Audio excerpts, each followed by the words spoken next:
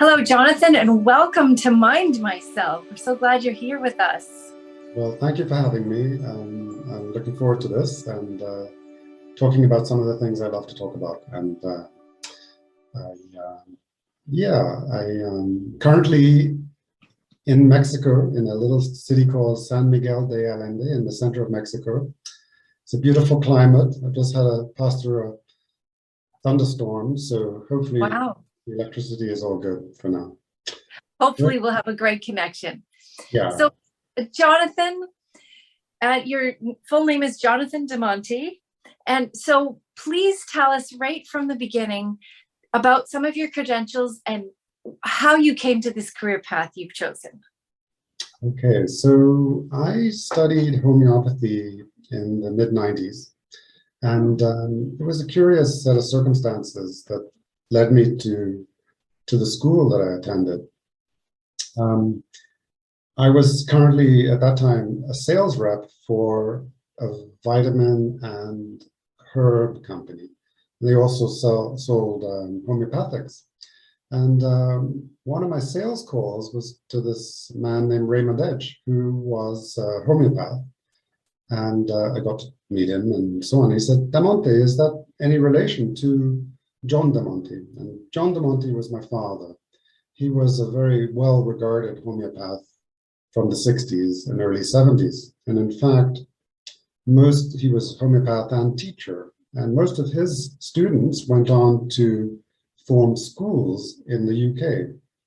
And so he had studied with someone who had formed the School of Devon, which is also known as the School of Homeopathy online. And his name was Misha Norland. And so I'd grown up knowing Misha. And so it was a lovely connection. And I just asked him, well, what would it take me to join the school? And he said, well, just give me your credentials and training and we'll see. So all things happened in the right course. And I joined the school and graduated. And I really think that it was a kind of fulfillment of a desire I'd had in my work at the time, which was servicing practitioners, functional medical doctors, naturopaths, homeopaths, health food stores, pharmacies, etc., with up-to-date nutraceuticals and all that. And what I had seen and observed in my work as a sales rep, visiting all these clinics and pharmacies and practitioners, was that the people doing the most incredible work were actually the homeopaths. Huh. It was really surprising to me in a way. It was not surprising at all, but a real eye-opener, because I had grown up in a homeopathic household with a very, famous father who was, a homeopath, true classical homeopath. And I think, like all kids, we try to walk a similar path, but better than our parents, in a sense. And I had that element of motivation within me that I would go into healthcare in a very much more scientific manner. And that led me into the sales of nutraceuticals. I was very involved in the forefront of that wave that hit in the 90s. There was an enormous resurgence of health and natural health and so on. And where it was then compared to where it is now, when I see how the world of alternative medicine is so akin to the world of pharmaceutical medicine now, it's surprising.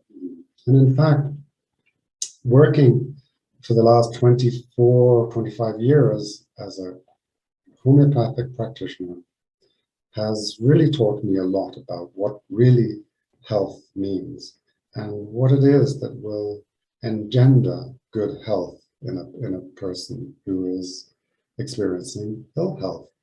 Now, it's not to diminish the value of nutraceuticals or botanical medicine or acupuncture or anything like that.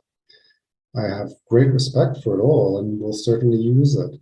In fact, in my practice, I practice as a classical homeopath, which is a person who prescribes essentially one remedy at a time.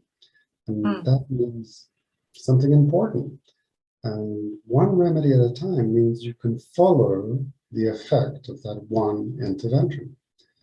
However, I also learned of a therapy called Bowen therapy. And Bowen therapy is a physical therapy, a neuromuscular technique that is very useful for breaking patterns of inflammation, of breaking patterns of structural adhesion or inflammation that develop over time, especially in chronic disease. It's very hard to get the body moving with medicine alone. You do often need a physical therapy.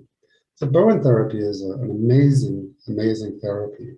And I got very involved in teaching Bowen therapy and running a pain clinic called the Be Well Now Center for Chronic Pain and Disease. And most of my clients would come not for the treatment I offered, because who's heard of Bowen therapy?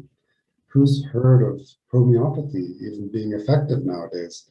Most people think homeopathy is kind of a quack medicine due to the bad media that is often getting these days. However, people would come because their friend referred them. Someone I met saw me limping or saw me suffering and said, you should go see that guy. They don't care. They really don't. They just want to see black and white change. And that's true of any medicine, in fact. It's not the medicine that's important. It's the effect of the medicine. And I think why I like the two modalities that I use is that you're measured by the effect of each choice you make. And there's no doubting it. Sure, there's lots of support needed. You might prescribe hydrochloric acid and betaine for people with low acid. You might prescribe GABA for dopamine receptors and so on. And there's lots of very important interventions and support. But fundamentally, when you work with a person who's sick, what are you really trying to do? You're trying to change the pattern of coping that their body is in. You're trying to stimulate a better healing response, switching them out of a protective or guarded state.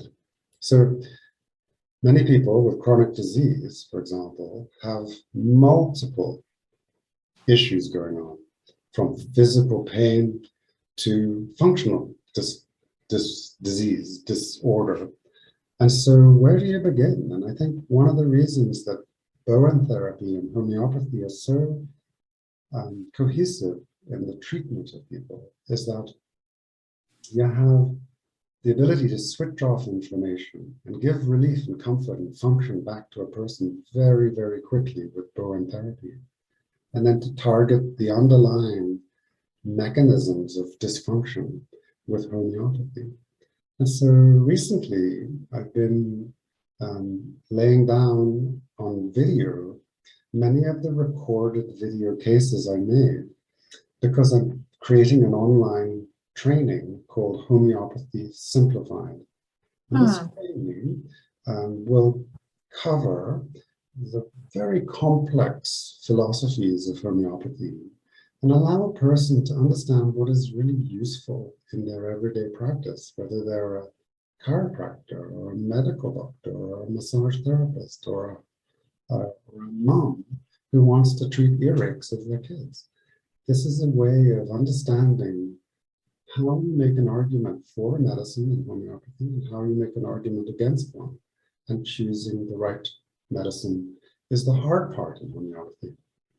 What homeopaths have done for the last 200 years is expand the universe of homeopathy in terms of how many medicines there are, when in fact the originators started with 125 remedies, in fact even less. But really, when homeopathy took a great foothold in Europe and North America was when, and India of course, and Australia and South Africa and all these countries where it's still a big part of medicine today.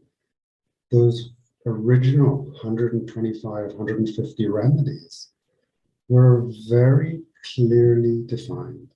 And the arguments for their choosing and the arguments choosing against them weren't based on any artifice. They were based on the facts of the way the symptoms in the person manifest, whether they were psychic and emotional symptoms, mental symptoms, or whether they were physical symptoms or functional symptoms. They all had their individual characteristics. And it is a simple argument when you understand how to use the information available as a homeopath. You can make incredibly successful arguments for the choice of the remedy.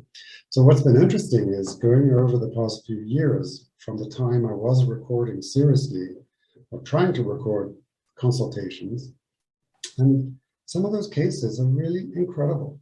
They're really unbelievable. And it takes really a lot to see what has changed in those people. When you see the befores and the afters and all the steps in between, it's a miraculous medicine that just this little sugar pill, which is medicated with a substance capable of producing a similar but stronger problem than you have, is given in a diluted dose, and somehow the information of that offensive substance is taken up by the body, and the human responds in a way that is healthier than the way they are in the current state. And you see the transformation. That sounds amazing, the transformation. And along those lines, who are the clients or patients that you most often work with, if there is such a thing? As people with health problems. Honestly, it's not really a particular type. Of course, pain is a number one motivating driver for people to seek help. Pain, inflammation, chronic pain.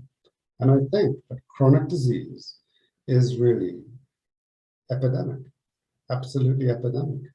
You know, it's true. There's no arguing the need for more doctors, no arguing the need for more hospitals. But why the need?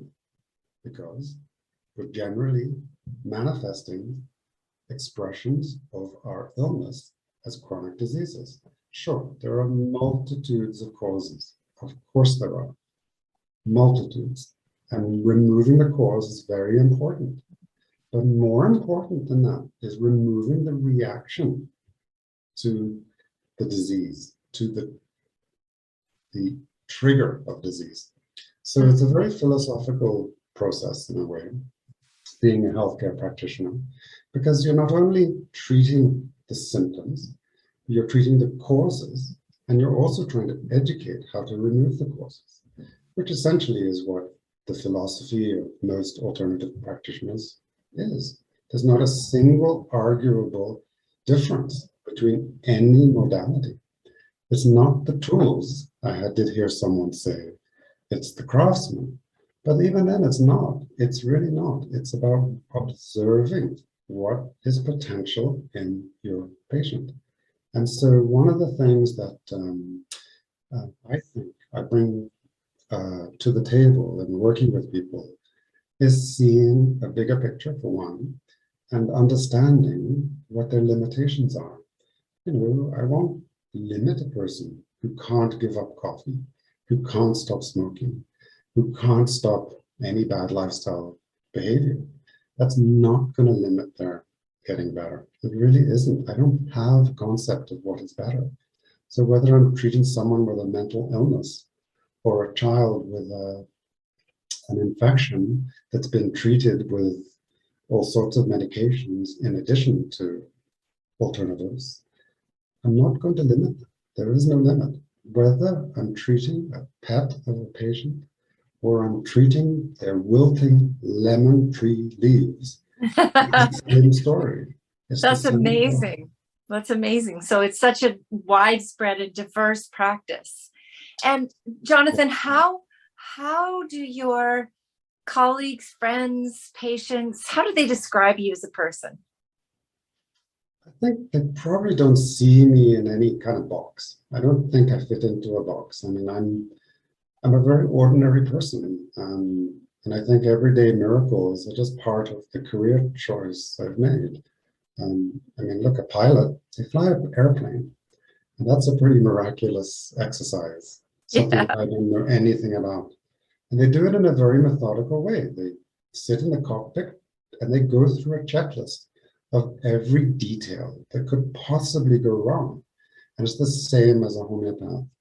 Absolutely the same. One of the reasons I like homeopathy is that it doesn't leave room for guesswork. There's no inference in my choosing a medicine. That medicine has to fit the patient. It isn't about their likes and dislikes. That's just general character. It isn't about the name of their disease. That's just a pathological description. It is about the way their body behaves in the situation of their illness. So that's one thing that I bring to the table for sure. I think that your question hasn't been answered, so I apologize. You know what? Can you repeat? What would your bedside or Zoom side manner be? Oh, just relaxed. I'm very relaxed. I don't have an agenda. I let people unfold themselves. I mean, being open and what is the right word? But just being integral with a person's character and personality and not having an agenda means you're open. And if you're open, you're going to see more of the person than if you are having an idea of a disease you're treating. That just isn't the case. Fantastic. And I get a sense that you're pretty non-judgmental too. So you bring that to the table, which opens people up when you're just saying, I take you as you are. Here you are, let's work. Yeah, I think, and also I do have a sensitivity to how far I can push a person as well. I mean, there is that self-checking that I can do. Mm. Excellent. And what do you do personally in your life to stay healthy? Well, I eat well, I drink well, I ride a bicycle, a mountain bike, and I sometimes play golf. I would like to play more golf. I kind of enjoy that, but it's very expensive, so I don't do it.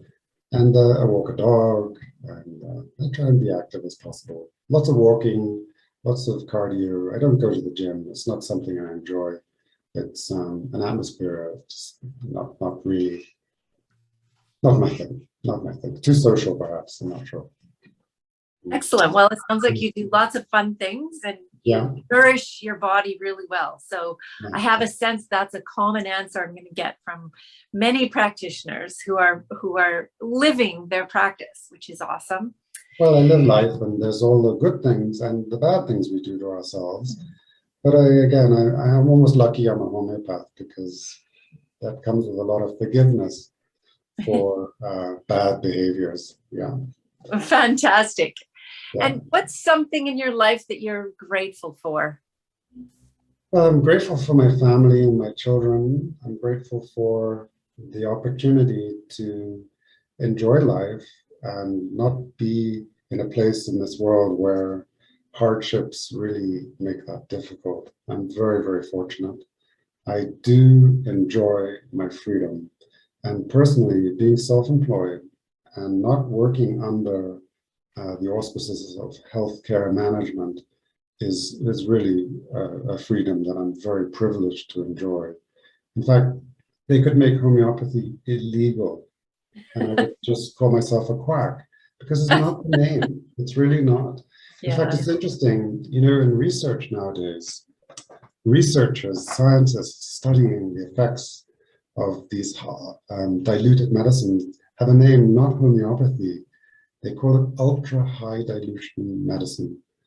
And, you know, the research is incredible. From spectrometry, they can literally measure parts per billion of the substance, of the original substance in these medicines that are called empty, that there's nothing in them. That's another myth about homeopathy, is that it's safe. Well, it's not. Don't go by the label on the tube. Seek professional advice on how to take a medicine. But the main thing you should know is that homeopathic medicines should have an effect on you, and that you take it when you need that effect. So if you were taking it for allergies, because good allergy season now, and you were taking a remedy that was helping, You wouldn't take it if you didn't need it. Same way you wouldn't take a Tylenol for your headache if you didn't need it. You wouldn't take Passiflora to help you sleep if you didn't need it. You know, so any medicine, when you take too much of it, is harmful, and that includes ultra high dilution homeopathic medicines. They can also be taken incorrectly. A very important lesson. Interesting. And I look forward to diving a little bit more into that in our podcast that we're going to be recording. One is about exactly what is homeopathy and how it can help you. And the other one is more in depth about Bowen therapy. So we'll leave those two for now and dive into those a little later. And what's something, yeah, just before you wrap up, so you gave us that very sound advice. Don't just take homeopathic medicine on your own, seek professional help. What's something else you'd like to leave people with today? Well, I'll correct that, because it's not that you shouldn't take homeopathic medicine on your own. By all means, there's lots of good information about what remedies are good for acute conditions. Okay. But don't keep taking it if it's not working. That's no evidence. Yeah. That's the same thing. With any herb or medicine or vitamin. Yeah. So one other piece of information I'd like people to know is that there are many, many good homeopaths in this world who work sincerely with good information and good knowledge, and that don't go to the homeopath that prescribes on your disease. That's not the way homeopathy works. Go to the homeopath that prescribes on the way your body behaves under the stress of that disease. That's what needs to be fixed, is your reaction. And that's the same for Bowen therapy or body work in general. Don't go for a diagnosed problem. Don't go for treatment for the diagnosed problem. Get the diagnosis and get the solution treatment for your problem. In other words, how do you rehabilitate a tendon that's frozen solid because it's guarding itself from further injury? Well, you have to switch it off, and you have to switch off that nerve impulse to contract and protect. You have to switch off the protection. And that's so much of what we need to do in our healing, is switch off the mechanisms of defense and allow for healing to take place. Very important. Oh, what a great way to end. Thank you so much, Jonathan, for being here with us today. Thank you. For anybody visiting your profile, you can explore more about what Jonathan offers and what he's all about. And I'm sure he would look forward to a session with you. Thank you. You're a star.